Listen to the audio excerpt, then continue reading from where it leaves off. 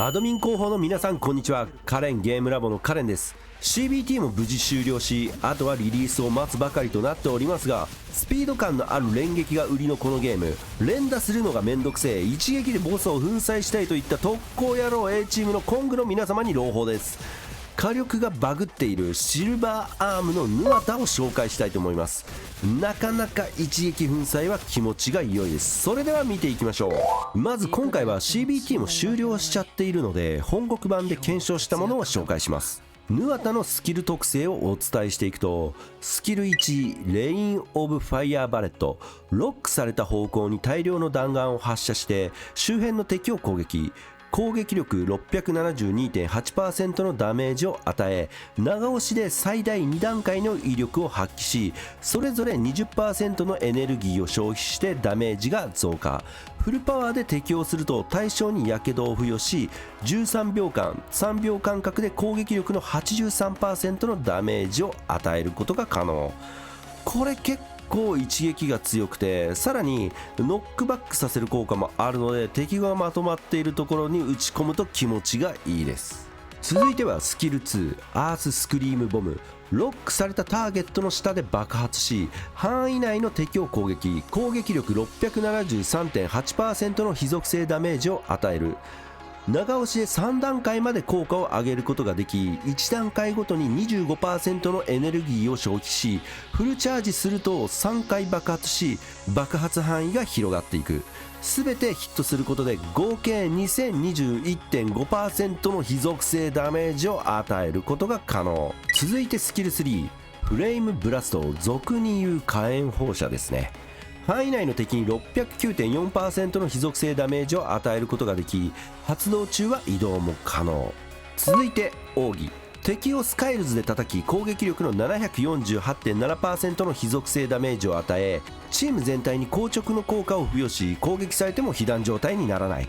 さらに敵に攻撃力 50% の非属性ダメージを10秒間与える。最後に回避スキル、ジャスト回避することでスキル1またはスキル2をフルチャージ状態にすることが可能なので、ジャスト回避後にどちらかのスキルを使うとためなくてもフルチャージ状態で攻撃を出すことができますと。ここまでが簡単ではありますが、ヌアタのスキル紹介となります。このスキルだけでも火力が出せそうなキャラといった感じなんですが、特に今回はこの回避スキルとスキル2の組み合わせでボスを粉砕していきたいと思います。まずは育成前の状態で CBT ラスボス戦と同様のステージに挑んだ場合、全く歯が立たない、火力もあまり出せずいまいちな感じです。これで割となんかこいつ使えねえんじゃねえかって思いがちなんですが、ちょっとここでね頑張って育成してみました。ランクを SS まで上げて、キャラレベル、スキルレベルとアクセスキーは現時点で上げられるだけ上げてみました。ファンクターは星5を装備していて超越はしていない状態。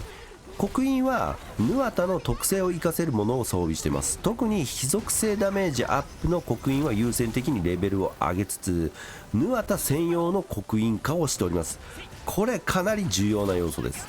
刻印については結構複雑なので、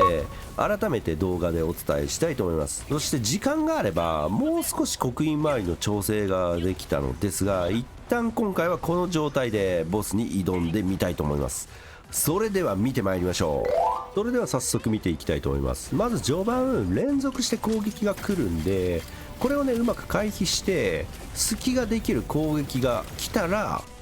ジャスト回避です。これですね、ここでジャスト回避しながらのスキル2発動で一撃。これはやばい、かなり気持ちがいいですね。お分かりいただけましたでしょうか。一撃です。一撃でゲージ3本ぶっ飛ばすのはかなりロマンが詰まってると感じます。しかもまだこのヌアタ育成が途中段階で、まだまだ攻撃力の伸びしろも残っているというところで、一撃で倒せない高難易度コンテンツのボスなんかもゆくゆくは粉砕することが可能なのではないかと考えております。ただ当然限界値があるので、それ以上の敵が出てきた場合は一撃粉砕は無理でも2回3回くらいで倒すことは可能なのかなと思います。まあ3回までやると他のキャラ使った方が良い気もしますが、ちなみに高難易度コンテンツの降臨戦があるので、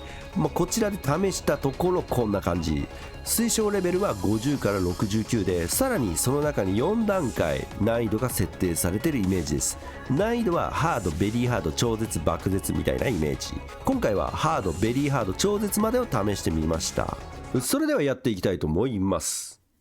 このステージのボスはメインストーリーだと確か 3章だか4章のボスかな。はい、まずはここでジャスト回避をしてからのスキル2で、だいたいゲージが1本半で、さらにここでスキル1で逃げっていうところで、これまだね育成の余地があるんで、これ余裕で一撃でいけそうな感じですかね。ハードは一撃まであとわずか2撃で撃破。はい、それではベリーハードをやっていきたいと思います。先ほど同様、うわ、地震だー、しくじったじゃねえかよ、地球はやり直し。はい、それでは今日取り直していきたいと思います。まずここでジャスト回避してからのスキル2、1本半ぐらいいってるのかな。でスキル1絡めてからの通常攻撃で、スキル2を入れると、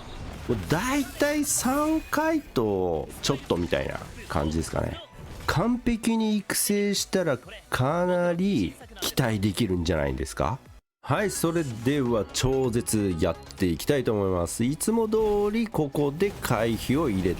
てスキル2、ゲージ1本いかなかったですね。今スキル2とスキル1を重ねて1本みたいな感じだったかな。いやー、これはこのままだと多分倒せはすると思うんですよね。ただ時間かかっちゃいますね。でヌアッタを最終育成までしたら、どれぐらいゲージを削り落とせるかってところなんですけど、希望としては4本ぐらいはいってほしいよね。ちょっとね、これからが楽しみかなっていったところで、もうこれ長いんでこれで終わりにしますけども、超絶まで行くともはやゲージは1本も削りきれないですね。さらにゲージの本数がちょっと多い。倒すことはできてもまだまだロマンを感じれるほどの体験はできないですね。育成余地が全然残ってるので、もう少し試行錯誤してみたいと思います。でボス戦はこんな感じなんですが、スキル1スキル2ともに範囲攻撃となるので、雑魚処理も優秀。ここまで成長させると秒で雑魚を殲滅できちゃいます。通常攻撃と絡めつつエネルギーをため、隙をついてため攻撃みたいな運用がセオリーなのかなといった印象。はい、今回はシルバーアームヌアタのロマン感じる一撃を紹介してまいりましたが、いかがでしょうか。このゲーム連撃によるスピード感あふれるバトルが売りではありますが、こういったキャラもいるので使う機会があればぜひお試しください。ということでチャンネル登録はお任せしますが、ぜひもう一本動画を見ていただけるとありがたいです。それではご視聴ありがとうございました。次回もよろしくお願いします。